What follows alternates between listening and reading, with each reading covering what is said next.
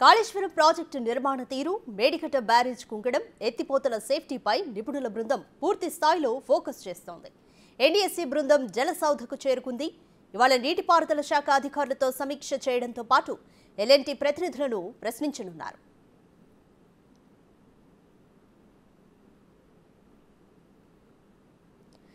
Right, more details మా ప్రతినిధి రామ్ ప్రసాద్ అందిస్తారు. రామ్ ప్రసాద్, మేడిగడ్డ బ్యారేజ్ కు ఈరోజు ఎన్డీఎస్సీ బృందం మళ్లీ వెళ్తుంది. ఎన్డీఎస్సీ బృందం ఈ రోజు ప్రధానంగా ఎటువంటి అంశాలపై ఫోకస్ చేయనుంది?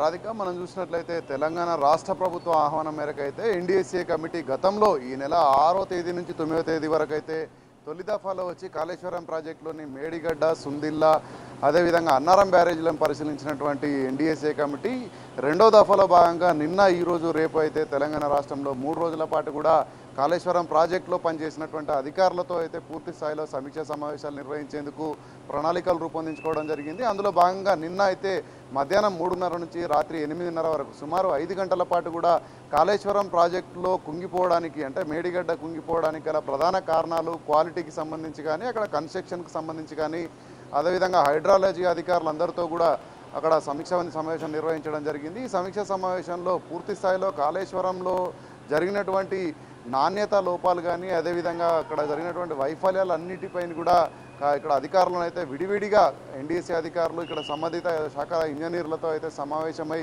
అన్ని వివరాలపై అయితే ఆరా తీస్తూ ఉన్నారు. ఈరోజు కూడా ఉదయం 9:30కే ఎన్డీఎస్సీకి సంబంధించి చంద్రశేఖర్ అయ్యర్ కమిటీ బృందం అయితే జలసౌధకు చేరుకోవడం జరిగింది. 9:30 నుంచే ఈరోజు ఈ యొక్క సమీక్ష సమావేశం కొనసాగుతూ ఉంది. ఈరోజు అధికారులతో పాటు కన్స్ట్రక్షన్ ఏదైతే కాళేశ్వరం నిర్మాణంలో ప్రధాన భూమిక పోషించినటువంటి ఎల్ఎన్టీ సంస్థ ఏదైతే ఉందో సంస్థకు సంబంధించినటువంటి ప్రతినిధులు కూడా ఈరోజు ఎన్డీఎస్సీ అధికారుల బృందంతో భేటీ కానున్నట్టు మనకు తెలుస్తూ ఉంది. ఎందుకంటే కాళేశ్వరం నిర్మాణ సమయంలో ఏ విధమైనటువంటి డిజైన్స్ ఆధారంగా కాళేశ్వరం ప్రాజెక్టు నిర్మించారు, అదేవిధంగా ఎలాంటి ఇంజనీర్లు ఏ విధమైనటువంటి సూచనలు చేశారనేటువంటి అన్ని అంశాలపైన కూడా ఇటు ఎన్డీఎస్సీ అధికారులు అయితే విచారణ జరుపుతున్న నేపథ్యంలో ఇటు నిన్న చూడవచ్చు మనం కాళేశ్వరంలో నిర్మాణంలో ఉన్నటువంటి ఈఎన్సీ కానీ, స్టేట్ ఈఎన్సీ మురళీధర్ రావుతో పాటు అక్కడ స్థానికంగా పనిచేసినటువంటి ఈఎన్సీ వెంకటేశ్వర్లతో కూడా నిన్న భేటీ కావడం జరిగింది. ఈరోజు ప్రత్యేకంగా అధికారులతో పాటు ఇటు కన్స్ట్రక్షన్ సంబంధించినటువంటి సంస్థతో కూడా ఈరోజు ఎన్డీఎస్సీ అధికారులు చర్చించేటువంటి అవకాశం ఉన్న నేపథ్యంలో కాళేశ్వరంలో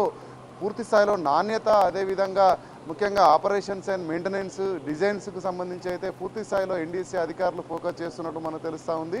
కాళేశ్వరం ప్రాజెక్టు ఈ పరిస్థితికి చేరుకోవడానికి గల కారణాల కోసం అయితే ఎన్డీఎస్సీ అధికారులు అయితే పూర్తి స్థాయిలో అన్వేషణ కొనసాగిస్తూ ఉన్నారు. దీనికి సంబంధించి అధికారులతో విడివిడిగా చర్చలు జరిపి అయితే వారి నుంచి కావాల్సిన సమాచారాన్ని అయితే సేకరిస్తూ ఉన్నారు. రాధిక, రైట్, రామ్ ప్రసాద్, ఇదివరకే అధికారులను ప్రశ్నించినప్పుడు కొన్ని ప్రశ్నలకు సమాధానాలు రాలేదని కొంత అసహనం వ్యక్తం చేసిన పరిస్థితి కూడా ఉంది ఎన్డీఎస్ఏ. ఇప్పుడు ఎల్ఎన్టీ ప్రతినిధులను ఏ అంశాలపై ప్రధానంగా ప్రశ్నించనున్నారు?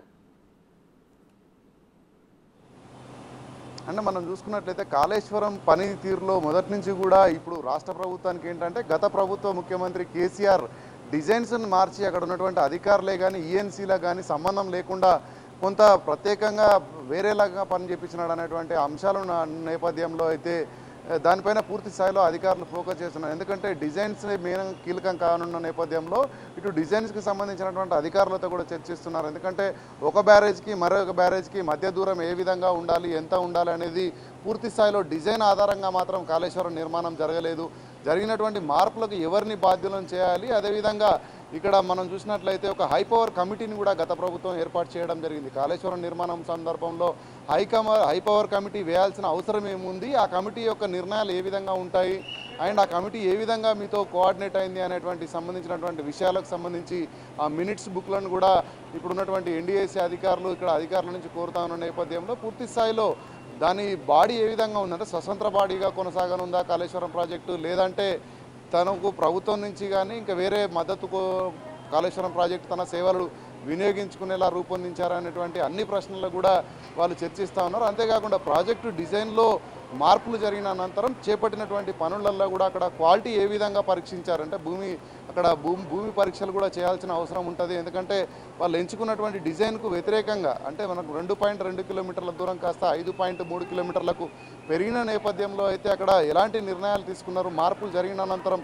ఇక్కడ సాయిల్ టెస్టులు నిర్వహించారా లేదా అనేటువంటి అంశాలపైన కూడా పూర్తి స్థాయిలో ఫోకస్ చేస్తూ ఉన్నారు. దీనికి సంబంధించి ఎల్ఎన్టీ అధికారులు కూడా క్వాలిటీలో, ఎందుకంటే కన్స్ట్రక్షన్లోనే మనకు ఒక సమస్య ఏర్పడింది. ఎందుకంటే కుంగిపోవడం ఒక ఎత్తు అయితే అక్కడ పిల్లర్లలో చీలికలు రావడం కూడా మనం చూడడం జరిగింది. దానికి సంబంధించి ఎలాంటి నాణ్యతలు పాటించాలనేటువంటి అన్ని అంశాలపైన కూడా ఇటు ఎన్డీఎస్సీ అధికారులు, ఇటు అధికారులతో పాటు ఇటు ఎల్ఎన్టీ సంస్థ అధికారుల ప్రతినిధులతో కూడా చర్చించే అవకాశం ఉంది. దీనిపై పూర్తి స్థాయిలో నివేదికలు వచ్చిన అనంతరం రేపు ఉదయం కూడా రాజేంద్ర నగర్లో ఉన్నటువంటి యొక్క స్టేట్ ల్యాబొరేటరీ ఏదైతే ఉందో ఇంజనీరింగ్ ల్యాబొరేటరీలో దానికి సంబంధించి పూర్తి వివరాలను కూడా పరిశీలిస్తూ ఆ డిజైనింగ్స్ను కానీ అక్కడ ఉన్నటువంటి మోడల్స్ను కూడా రేపు ఎన్డీఎస్ఏ బృందం పరిశీలించనుంది.